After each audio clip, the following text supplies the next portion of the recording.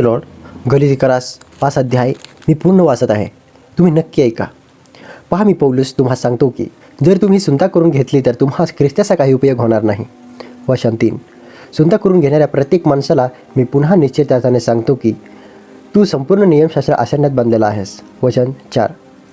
जे तुम्ही नियमशास्त्राने नीतिमान ठरू पाहता त्या तुमच्या ख्रिस्ताबरोबरच संबंध नाहीसा झाला आहे. तुम्ही कृपेला अंतरला आहात, कारण आपण आत्म्याच्याद्वारा विश्वासाने नीतिमत्वाची आशा धरून वाट पाहत आहोत.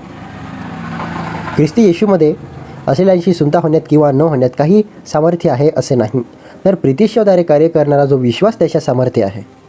तुम्ही चांगले धावत होता, मग सत्याला मान्य होऊ नये म्हणून तुम्हाला कोणी अडथळा केला. तुम्हाला पाचारण करण्याची ही वृत्ती नव्हे. थोडेसे खमीर सगळा कणकेचा गोळा फुगवून टाकते.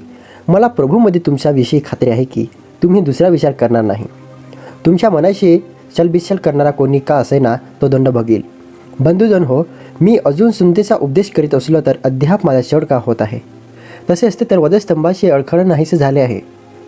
तुमच्या ठायी अस्तित्व उत्पन्न करणारे स्वतःला शोधून घेतील तर बरे होईल. स्वातंत्र्याचे नियमन प्रेमाच्याद्वारे झाले पाहिजे. बंधुजन हो, तुम्हाला स्वातंत्र्यकरिता पाचारण झाले तरी त्या स्वातंत्र्याने देहवासनांना वाव मिळू देऊ नका, तर प्रीतीने एकमेकांशी दास व्हा. कारण जशी आपणावर तशी आपल्या शेजावर प्रीती करा हे एकच वचन पाळल्याने अवघे नियमशास्त्र पूर्णपणे पाळण्यात आले आहे.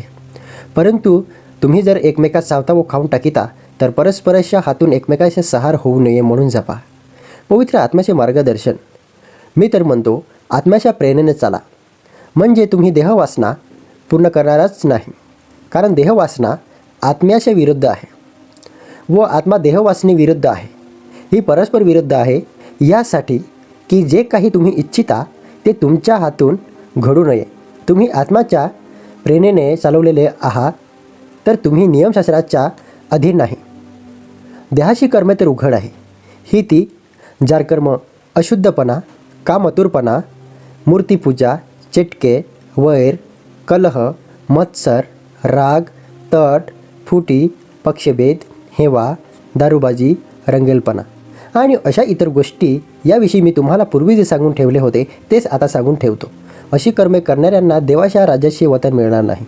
आत्म्याच्याद्वारे निष्पन्न होणारे फळ प्रीती, आनंद, शांती, सहनशीलता, ममता, चांगुलपणा, विश्वासूपणा, सौम्यता, इंद्रियमन हे आहे. अशा विरुद्ध नियमशास्त्र नाही. येशू ख्रिस्त येशूचे आहेत. त्यांना विकार व वासना यांच्यासह देहभाव वधस्तंभावर खेळला आहे. आपण जर आत्म्याच्या सामर्थ्याने जोगतो तर आत्म्याच्या प्रेरणेनेच चालावे. आपण पोकळ अभिमान बाळगणारे, एकमेकांना चीड आणणारे व एकमेकांचा हेवा करणारे होऊ नये. देव तुम्हाला आशीर्वादित करो. आमेन.